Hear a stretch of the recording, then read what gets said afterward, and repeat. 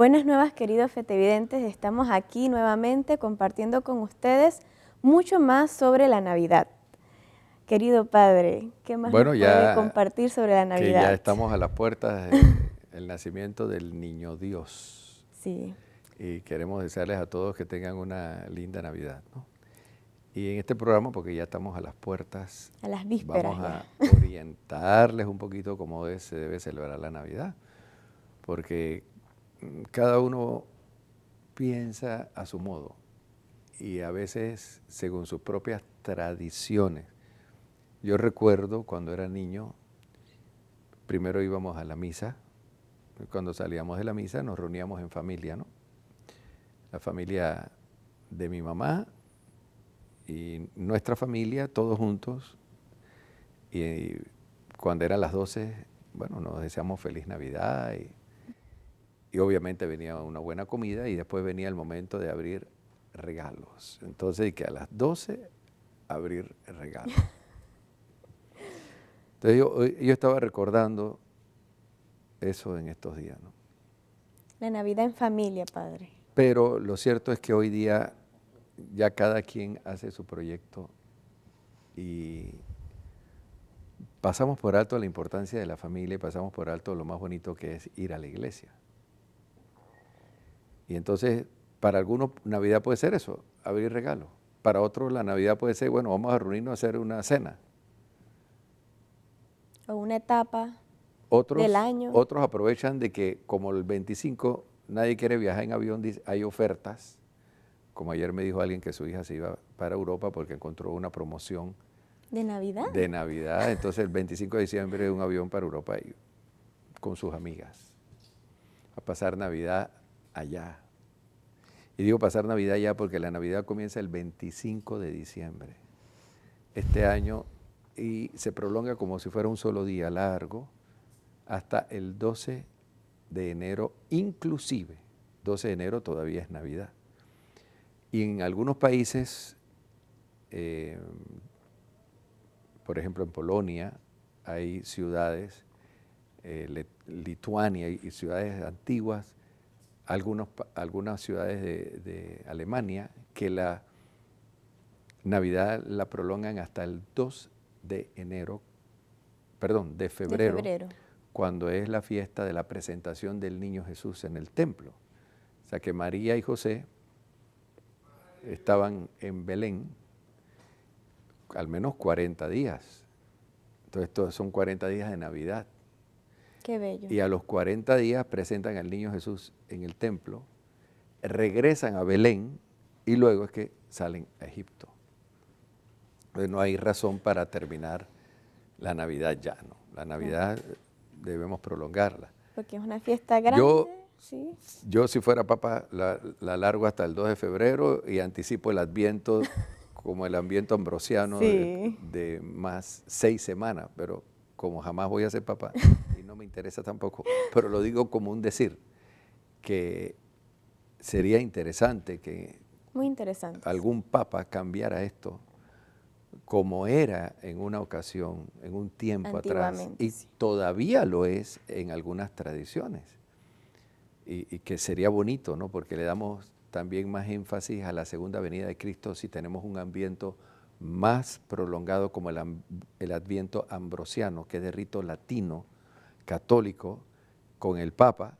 Entonces el Adviento dura 6 semanas, el Adviento ambrosiano, el norte de Italia. Y la Navidad, como ya lo he dicho, 40 días, ¿no? Hasta la presentación del Niño Jesús en el templo. Sería bonito. O sea, no hay por qué cortar esto así, de que ya pasó Navidad, vamos a quemar el arbolito el 6 de enero. Y se nos olvidó todo. No veo por qué. Después que Jesús nace nos olvidamos. Sí. No, y también a veces los sacerdotes, algunos son como muy rigoristas en eso. No, ya, pasó todo, no. Quiten todo ya. Y el ambiente, ¿no? El ambiente natalicio que nos recuerda la importancia de la encarnación, de esos primeros años de vida de nuestro Señor. Porque recuerden que la Navidad tiene una conexión histórica. Una conexión histórica es recordar a ese niño embrión que estuvo 9 meses en el vientre de María, nace un bebé, y no es que de la noche a la mañana ya el bebé tiene 33 años y comienza a predicar en el desierto. No, es pensar un poquito cómo María y San José tenían su vida orientada como adultos, pero en torno a un bebé. Y cómo ese bebé, sin hablar, era para ellos una escuela de vida, porque ellos sabían qué representaba ese bebé. Ese bebé era Dios con nosotros, el Emmanuel, la palabra de Dios hecha carne. Entonces es una vida piadosa que parte de una experiencia de vida de Jesús que no habla, de un Jesús humilde, de un Jesús sencillo, de un Jesús pobre, que es el Hijo de Dios. Y la vida de María y de San José ya comienzan a redefinirse, reorientarse, transformarse a partir de ese bebé. Cómo un bebé cambia la vida de dos personas y cambia la vida del entorno. Eso es Navidad. Y saber que ese bebé también es un rey, ¿no? Que algo tan frágil, tan pequeño, ellos como tenían una vida de adoración sabían que tenían a un rey, pues cuidar a ese rey. Por supuesto, porque la misma vida de adoración y la misma vida de santidad de ellos les hacía orientarse de una manera distinta a partir de ese momento. Pero fíjate, aquí estamos dando en el clavo, que hoy día la Navidad no es tanto Jesús, sino la comida, la música, el baile, los vestidos que se estrenan, incluso hasta el cine. Las películas. Las películas. Entonces, digo, es un ambiente celebrativo, está bien, pero a veces por quedarnos en el ambiente celebrativo pasamos por alto el personaje central de todo este movimiento que hay, que es el niño Jesús, el niño de Belén.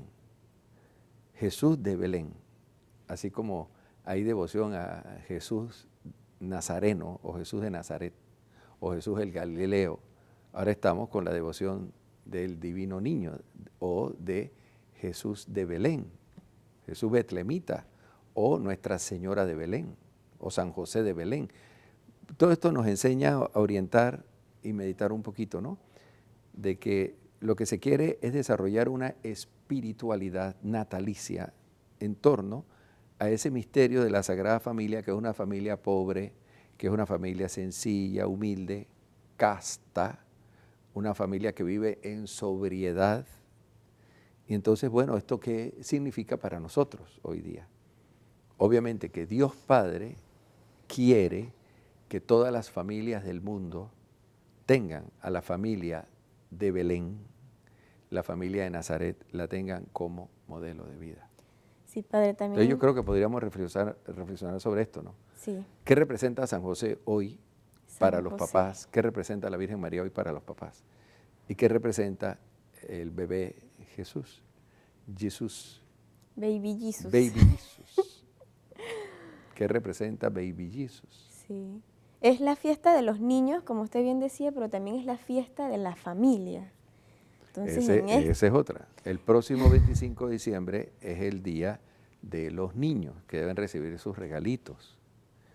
Yo veo ya a los niños con zapatilla nueva, que en bicicleta, que ve acá, todavía no hemos celebrado la Navidad y qué hacen los niños con eso, pero la culpa la tienen los papás, ¿no? Claro, sí. Ah, que ya coge tu regalo, eso no es así, eso está mal. La impaciencia.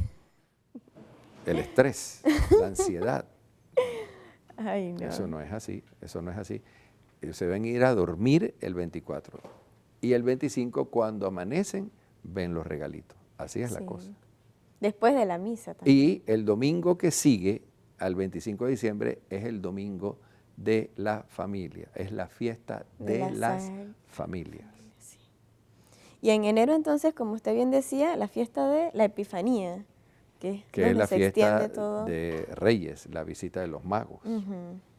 Y nosotros vamos a tener un nacimiento viviente que los invitamos a que lo vayan a ver, porque algo así yo no he visto, y a ver si cada año lo vamos haciendo más bonito, donde hay personajes en vivo y uno va a visitar el Belén, pero tiene que ir con ropa de beduino, túnica, con... Todos vestidos. Claro, para no dañar el ambiente, Claro. el ambiente que hay allí, ¿no? Nos metemos adentro del nacimiento. Claro, claro. Y comer comida árabe, comida Todo. mediterránea, israelí, kosher. Todos los que estaban allí. Pero hay que hablar también el idioma, ¿no? Bueno, hasta allá ya no podemos. Hasta allá no Está podemos. complicado. Sí. Sí. Padre, también algo que me he dado cuenta de que nos enfatizamos mucho también en la Virgen, en el Niño Jesús, pero también no hemos hablado mucho de San José. Ujú. Sería bueno también hablar un poquito de San José y conocerlo más, pues, porque también es un personaje de la Sagrada Familia que es importante, pues, y que muchas veces se subestima, pero realmente, como usted bien decía, él era la cabeza de la familia. Entonces, como usted dice, Bueno, lo mejor para conocer a San José es el Evangelio de Mateo, que es de los 4 evangelios en el orden que tenemos en la Biblia, es el primero, ¿no?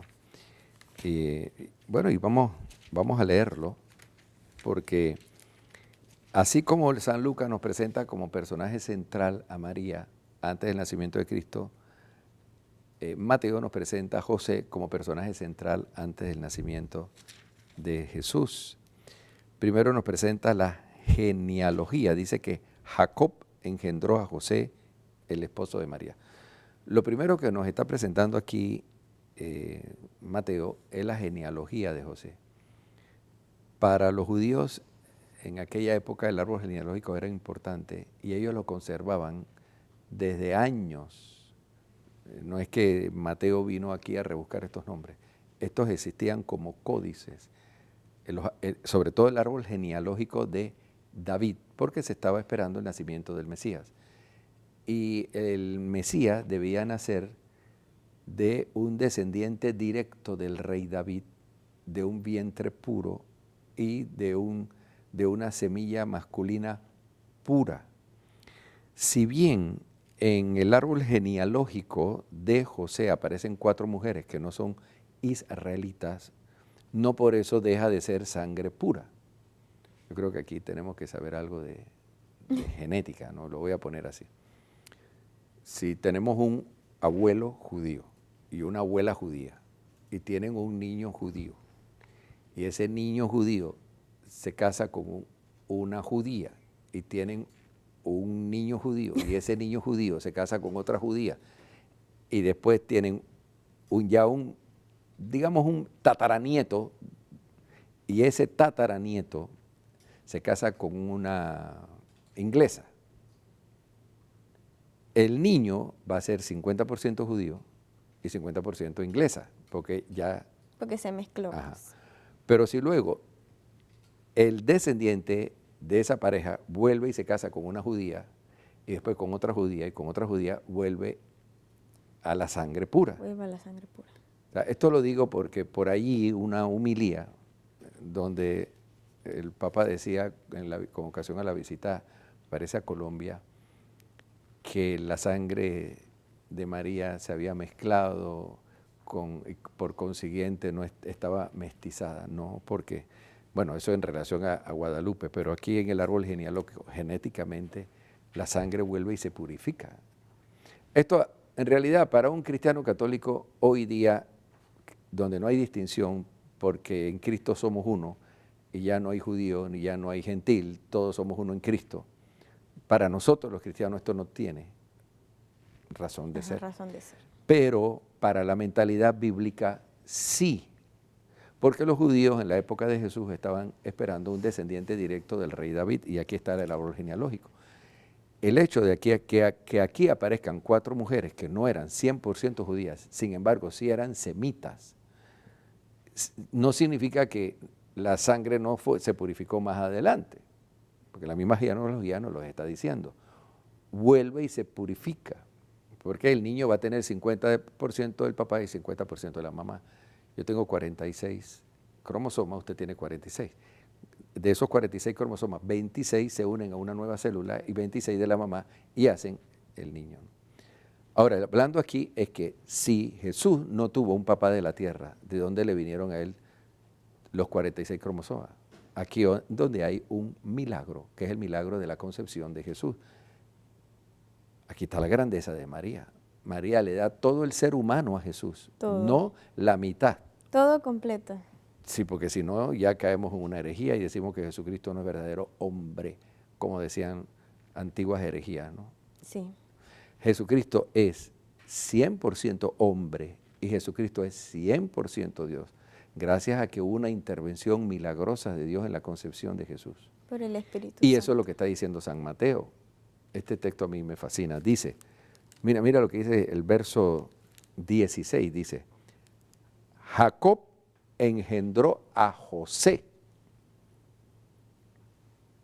Jacob engendró a José, el esposo de María, de la que nació Jesús, llamado Cristo. Entonces, aquí hay un giro, porque si tú te das cuenta, desde el versículo 1 dice, Abraham engendró a Isaac, Isaac engendró a Jacob, Jacob engendró a Judá, Judá engendró de Tamar a Farés, Farés engendró a Esrón, pero no dice, José engendró a Jesús. No, no dice por O sea ningún que lado. José, Mateo escribió esto para demostrar que no hubo participación de semilla humana, de semen humano en la concepción de Jesús. Y que quedara escrito, ¿no? Si lo hubiera hecho, no sería pecado. O sea, dos personas que tengan relaciones íntimas y que se aman, no es pecado. Dios, es algo natural que el mismo Dios ha creado. Dios lo hizo así. Pero claro. Mateo lo que está demostrando es que no fue así. Y no es que está demostrando el árbol genealógico de María, ni tampoco quiere demostrar el árbol genealógico de Jesús. Está demostrando el árbol genealógico de José. Y eso es lo que ahora, después del cambio, quiero presentar. ¿Por qué es importante el árbol genealógico de José? Porque según la mentalidad de la época, el papá de este niño no puede ser cualquiera. El papá de este niño tiene que responder a un plan divino. Y si no lo encontró biológicamente, directamente, no obstante, su condición de padre legal es pura, es descendiente directo del rey David. Y estamos acostumbrados a ver a José siempre como el humilde carpintero. Y fue así, pero ese humilde carpintero era descendiente de David. Pertenecía a la dinastía de David. Y si se quiere, era un rey. Sí, por eso tenemos que conocer mucho a José. Así que, Padre, entonces, Claro. no se despeguen de las pantallas para volver con mucho más.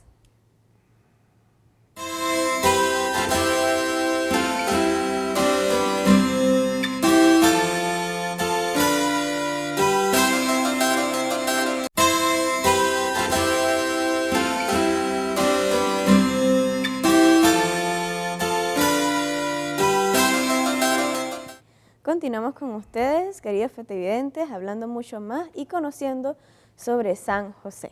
Padre, ¿nos puede seguir explicando? Bueno, lo primero es que este árbol genealógico nos está diciendo que José era un hombre que tenía todas las facultades para ser el padre del Mesías, para ser el padre del rey esperado de Israel. Y lo que está diciendo aquí Mateo, que también lo dirá Lucas, que Jesús es el Mesías por este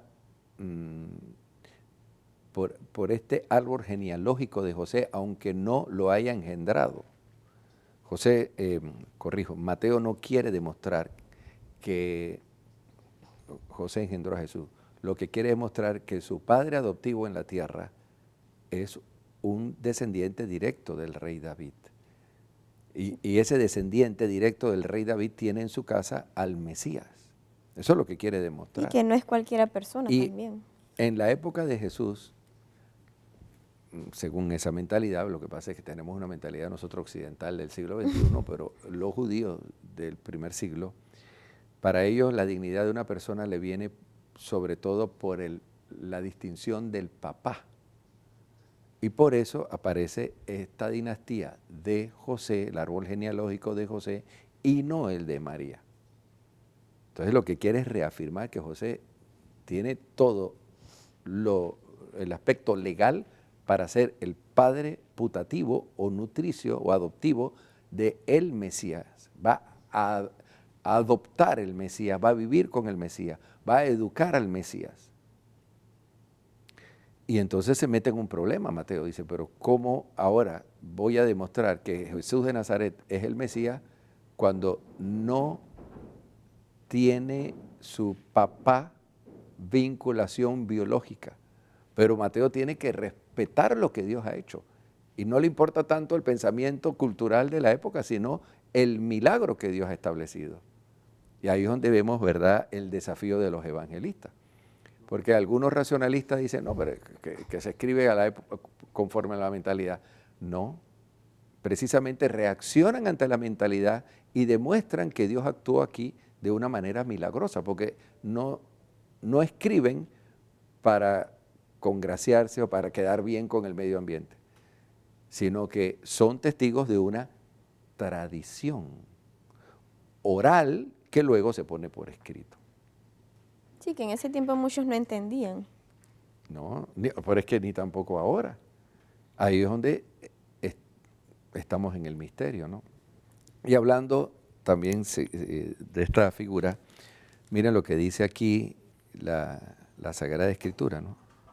Dice, el origen de Jesucristo, está hablando de la génesis, el origen de Jesucristo fue de esta manera.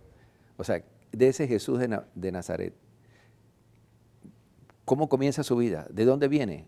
¿Cómo comienza a existir? Es lo que está diciendo aquí Mateo. Y dice, su madre María, curiosamente no dice por ningún lado su padre José, sino que aquí hace el cambio, ¿no? Su madre, esa sí es biológica. Su madre María estaba desposada con José. Y antes de empezar a estar juntos, ellos se encontró encinta por obra del Espíritu Santo. Repito, no es que aquí José quiera dignificar tanto a la persona de Jesús que inventa el hecho de la concepción virginal, sino que está respetando lo que Dios ha hecho, porque ha hecho un trabajo de historiador. Y seguramente María también se lo tuvo que decir a Jesús, y el mismo José se lo tuvo que comunicar a Jesús muchas veces cuando Jesús era niño. Tú viniste al mundo de una manera diferente a todos los demás niños de la tierra, para que él tuviera conciencia de su dignidad de hijo de Dios, ¿no? Entonces, dice, María estaba desposada con José. Aquí hay que hablar del término desposorio, que eso no existe en nuestro léxico, el desposorio. Tú no conoces ningún caso en la parroquia donde un chico diga, bueno, yo estoy desposado con fulanita. Para nada, padre. Estamos desposados. Ese es más, vocabulario. desposados significa como que hemos terminado el matrimonio, ¿no? Sí, exactamente. Pero esto es un término judío clásico, porque el matrimonio judío se hacía en dos tiempos. Ellos iban a un tribunal y a través de un rito, y el marido adquiría todos los derechos legales de la esposa y viceversa, y el derecho de procrear y el derecho de ser madre y de ser esposa, todos los derechos. Pero no podían cohabitar, porque esa era la legislación de la época. Entonces cohabitaban de 6 meses a 1 año después que realizaban los desposorios. Hoy es al revés la cosa. Sí, no hay primera, ni tercera, ni segunda Hoy primero parte. hay intimidad. Se empieza por el segundo y después por el primero. Hoy no se respeta nada. Va el proceso acelerado. Y esto venía pues por una disposición antigua, ya desde el Antiguo Testamento, ¿no? De respetar el cuerpo de la mujer y el hombre, honrarla, hasta un tiempo de preparación para eso. Y ese tiempo de preparación era también un tiempo de asentar todas las bases, cómo iban a vivir, dónde iban a vivir, la casa. No era como un noviazgo, porque hoy uno puede pensar, bueno, ¿eran novios? No, porque aquí en Panamá, jurídicamente, si la novia cae en adulterio, no se le aplican sanciones, como si están casados y caen en adulterio, entonces puede haber alguna demanda y puede salir esto después como parte de una causal de separación por infidelidad y date unas implicaciones legales de abandono de hogar y eso. Allá sí. En el desposorio, si la mujer caía en adulterio, merecía ser apedrada. Se le podía repudiar. Podía haber sanciones jurídicas. Incluso también en el caso del hombre. Ya en el segundo siglo de Cristo se aplicaba a ambos las sanciones de adulterio. Entonces, el hombre adquiría todos los derechos. Entonces, ¿qué pasa? Que María está encinta y según la legislación, el hombre no podía asumir la paternidad de un niño que no fuera suyo. Este es el problema de José. No que María hubiera quedado encinta, porque decía, bueno, es mi mujer y queda encinta, y yo, ¿cómo fue esto? No, el problema es que legalmente no puedo asumir la paternidad de un hijo que yo no he engendrado. Ese es el problema. No le puedo dar la paternidad. Entonces, por eso está la genealogía aquí. Claro. Está hablando de la dignidad de José. Y por eso también el ángel después tiene que intervenir en sueño y decirle a José, no hay problema de que tú asumas ese hijo como tuyo y le des la paternidad legal, porque ha sido una concepción milagrosa. Sí, como José también era un hombre justo, me imagino que dijo, eso es el punto. ¿Qué voy a hacer? ¿Qué es lo correcto? Justo significa Dios quiere. Cumplidor de la ley. Cumplidor de la ley. Es que según la ley no podía él darle la adopción legal, porque no era suyo. Entonces por eso pensó repudiar a María, pero por el niño, no porque ella hubiese sido impura y él hubiese dudado de un adulterio de María, porque no lo dudó. No lo dudó. Es que así a veces se interpreta la cosa, ¿no? Sí, es por el hecho veces. del niño. ¿Cómo puede ser esto? Entonces el ángel, no Gabriel, porque no sabemos qué ángel fue, el ángel en sueños le dice, no temas que vas a violar la ley por asumir este niño. Y él acepta.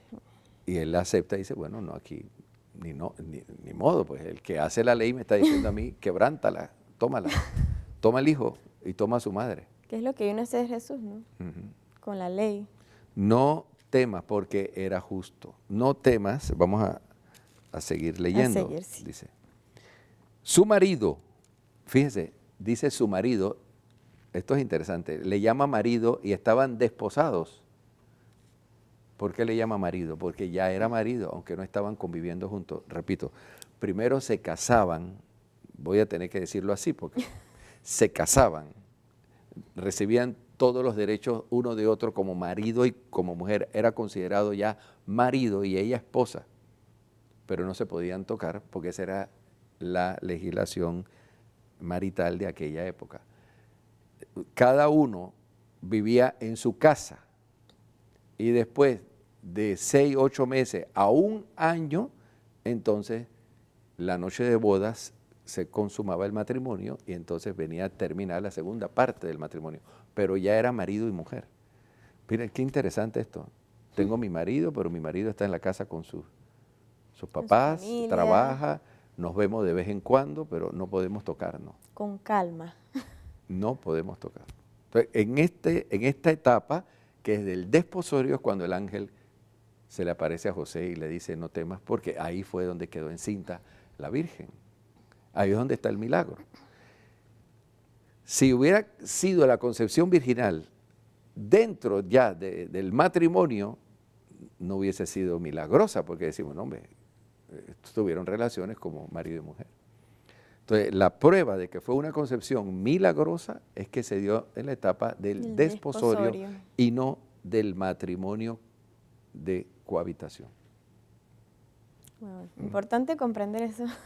Claro, y dice su marido, por eso le llama aquí José, no dice su novio, su marido, José, que era justo, cumplidor de la ley, pero no quería infamarla por el hecho de estar encinta de un hijo legal que no era suyo, resolvió repudiarla en privado. Y esa es la prueba de que no dudaba de la castidad de María, si no la hubiera denunciado como era la ley.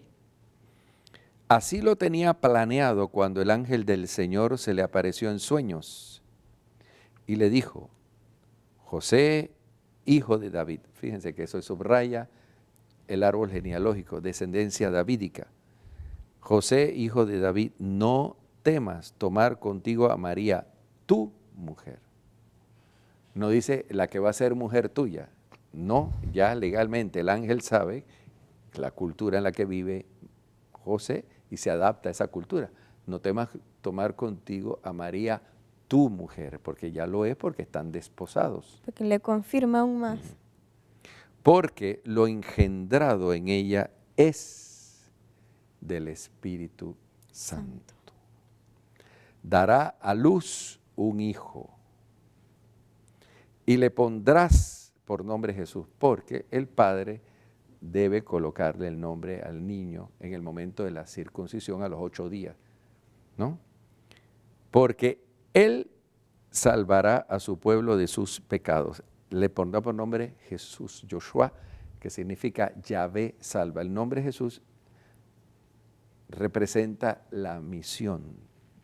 Jesús viene al mundo a perdonar los pecados. Esa es la vocación de Jesús. Por eso Jesús se encarna. Y José sabe que él tiene en casa un niño que viene a perdonar los pecados. Esto es interesante, porque el único que podía perdonar los pecados era el sumo sacerdote. Mire, para entender esto tenemos que hablar un poquito sobre la vocación del sumo sacerdote en Israel, que lo hacía el día del Yom Kippur, en el mes de septiembre, y tenía que purificarse él de sus pecados primero con un rito.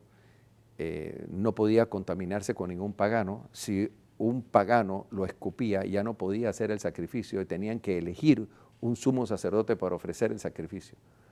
Y por eso, ya en la época de Jesús, esto era tan serio que el sumo sacerdote lo encerraban 2, 3 días antes del sacrificio para que no tuviera contacto con nadie. Incluso la esposa del sumo sacerdote debía ser una judía joven virgen, no podía ser una señora, no podía ser una viuda, Como sino en una estos días joven hablamos. virgen.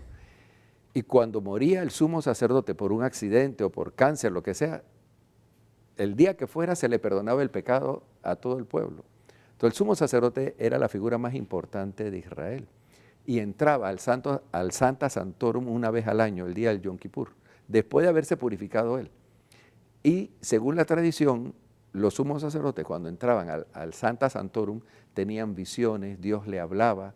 Entonces cuando Zacarías entra, ya la gente comentaba que había tenido una visión, porque era el lugar más santo de la tierra, el Santa Santorum. Solamente el sumo sacerdote podía entrar allí una sola vez al año, después de haberse purificado sus pecados.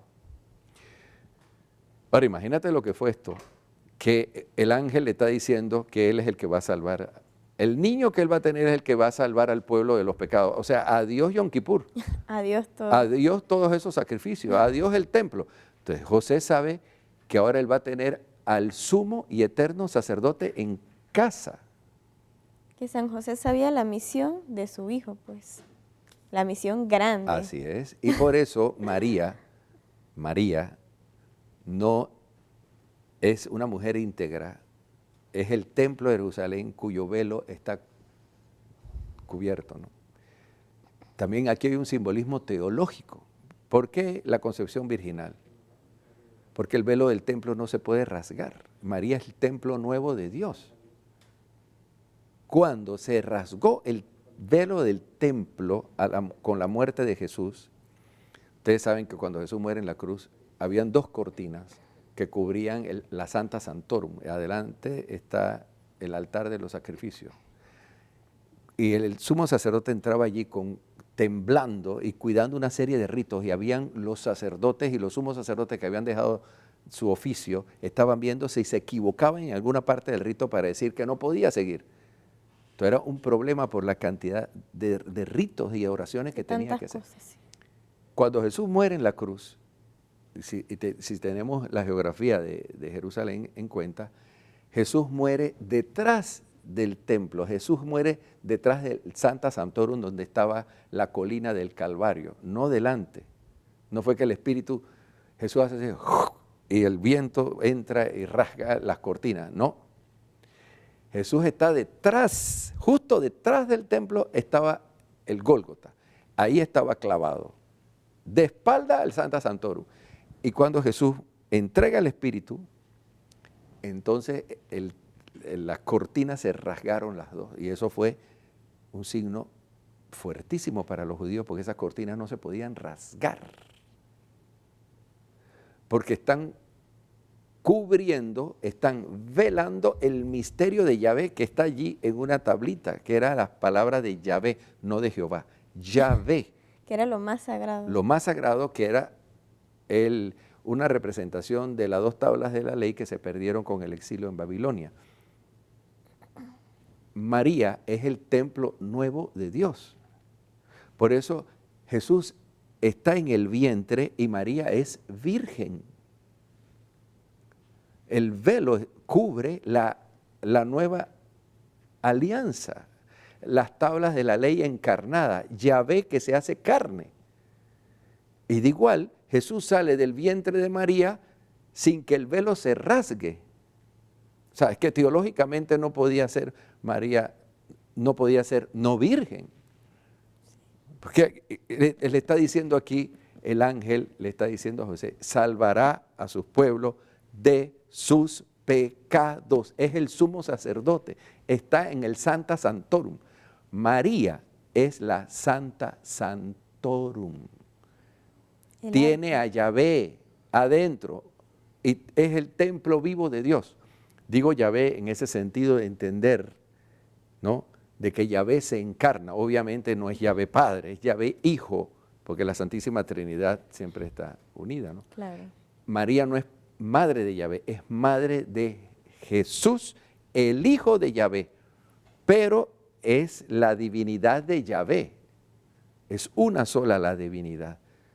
La divinidad del Espíritu Santo, la divinidad del Hijo, la divinidad de Yahvé es una sola divinidad. Por eso decimos que Jesús es consubstancial al Padre y consubstancial al Espíritu. Es una sola sustancia. Uno solo. La sustancia, 3 personas distintas. 3 personas. Está claro, más claro no canta un gallo. María eso es el arca de la nueva alianza también. Arca de la nueva alianza. María es el templo vivo de Dios. Padre, ahí donde se hacen ahí donde se va a hacer el primer sacrificio se está haciendo allí. Sí. Porque Jesús hace de su vida un sacrificio por nosotros. Ahí está el cordero que se inmola en la cruz. Porque recuerden que Dios Padre había instituido 2 sacrificios permanentes desde que se hizo el templo, uno en la mañana y uno en la noche. Entonces María tiene el cordero que se va a inmolar dentro de ella. María es una judía. San José es judío, ellos entendían perfectamente esto.